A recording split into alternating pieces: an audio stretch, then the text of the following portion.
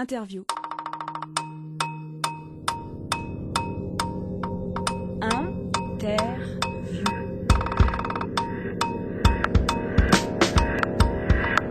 Okej, då börjar vi.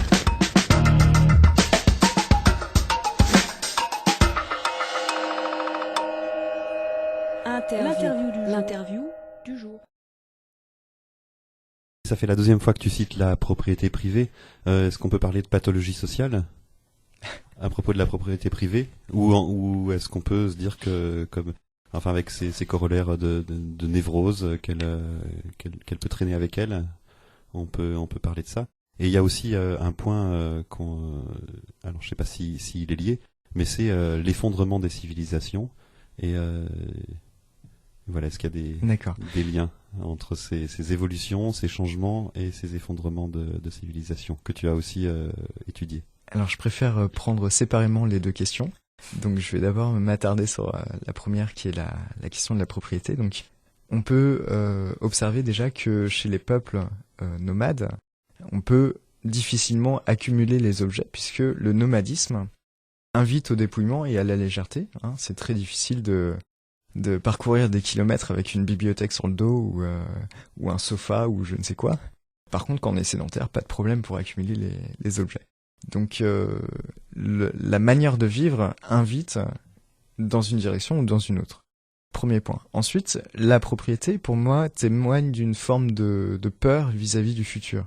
Le nomade va se déplacer au rythme des saisons, donc récolter dans son environnement son alimentation. Et puis si l'hiver approche et que l'alimentation se fait rare, eh bien il va avoir tendance à se déplacer dans des régions où elle est plus abondante. Et à l'inverse, le sédentaire agriculteur, lui, ne peut pas ou difficilement se déplacer. Donc il va être obligé d'affronter frontalement ces saisons froides et improductives en faisant des réserves. Et le concept de réserve est étroitement lié à celui de la propriété. On voit bien que ce refus de bouger avec les saisons, avec le mouvement, d'être en mouvement avec les éléments qui nous entourent, etc., invite là également à la propriété. Et sous une forme de peur, c'est-à-dire parce que j'ai peur de manquer demain, j'accumule aujourd'hui et je fais des réserves aujourd'hui et je dis que ces réserves m'appartiennent parce que j'ai pas trop envie de les partager parce que ça garantit ma survie. Donc il faut voir un petit peu ces interactions-là. Et l'effondrement de certaines civilisations. Tout d'abord, on observe des effondrements de civilisations. Alors, je sais pas si j'emploie les bons mots. Oui. Avant l'apparition de l'agriculture, est-ce qu'on... Alors, je pense qu'avant de se pencher sur cette question, il faut définir le terme civilisation. En fait, civilisation vient du latin civis, qui veut dire la ville, et décrit une société complexe, essentiellement urbaine, où on va retrouver par exemple la production alimentaire, la propriété privée, la hiérarchisation du pouvoir, la division des tâches, la présence de la guerre, donc une économie marchande, etc., etc.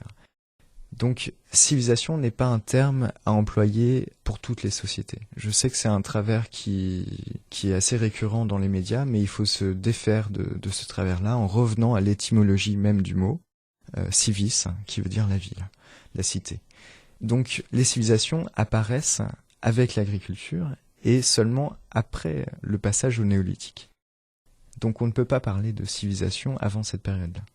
On peut parler de société, on peut parler de société paléolithique, on peut parler de société primitive, on peut même parler de sociétés intermédiaires qui seraient des sociétés comprises entre les sociétés primitives et les sociétés civilisées complexes. Alors, société intermédiaire, il y a les tribus, il y a les chefferies, qui sont différents types de sociétés, et qui sont à chaque fois en corrélation avec un type de démographie. On s'aperçoit par exemple que la société primitive dépasse rarement les 100 personnes. Elle est comprise entre 15 et 100 personnes en règle générale. Et ça, pour des raisons biologiques, physiques, tout à fait compréhensibles. Alors pour moi, il y a deux raisons fondamentales qui expliquent pourquoi on ne voit pas de société primitive dépasser les 100, 150 personnes, eh bien, c'est parce que chaque individu a besoin de se représenter de sa propre voix, en son propre nom, au sein de la communauté. Donc si on est dans un cercle de parole qui est trop nombreux, cela n'est plus possible pour des raisons simplement physiques, problème d'audition, de porter la voix suffisamment, etc. Et le deuxième point, c'est de se connaître mutuellement par ses singularités. Donc connaître le prénom de chacun, connaître les caractéristiques de chaque membre, etc., etc. Et là encore, si on est trop nombreux, ce n'est plus possible et on tombe dans l'anonymat. Et en fait, les sociétés primitives ont opté pour ce mode d'organisation qu'on comprend facilement en utilisant ces deux critères-là. Mais c'est un mode d'organisation qui est très sain également, puisque étant nomades, elles ne peuvent pas se déplacer à 2000, 3000 personnes, c'est pas pensable. Elles épuiseraient de suite le milieu dans lequel elles se trouvent, donc elles ont besoin de rester à petite démographie. Et donc, si une société primitive venait à grossir et à dépasser un peu ce seuil critique, eh bien, elle se scinde en deux et préfère former deux unités autonomes pour rester dans ces seuils vitaux. Donc voilà, un petit éclaircissement sur les différents types de sociétés et sur le terme civilisation. Ensuite, pour revenir à la question de l'effondrement des civilisations, alors ce qu'on constate, on dénombre à peu près 25 civilisations depuis le néolithique jusqu'à aujourd'hui. Alors bon, chaque chercheur va un peu pinailler sur ces chiffres-là, mais je pense que 25 c'est un bon ordre de grandeur. Et ce qu'on constate, c'est que dans la plupart des cas, moi je dirais à peu près 80% des cas, ces civilisations-là se sont effondrées pour des raisons écologiques, donc de surpression sur les écosystèmes. Alors, pour donner des exemples, eh bien, il y a la civilisation de Sumer qui est estimée comme étant la première civilisation connue et assez développée. Sumer se serait effondrée suite à une trop grosse irrigation de ses champs, une irrigation intensive, et ça aurait fait une remontée saline, une stérilisation saline des sols.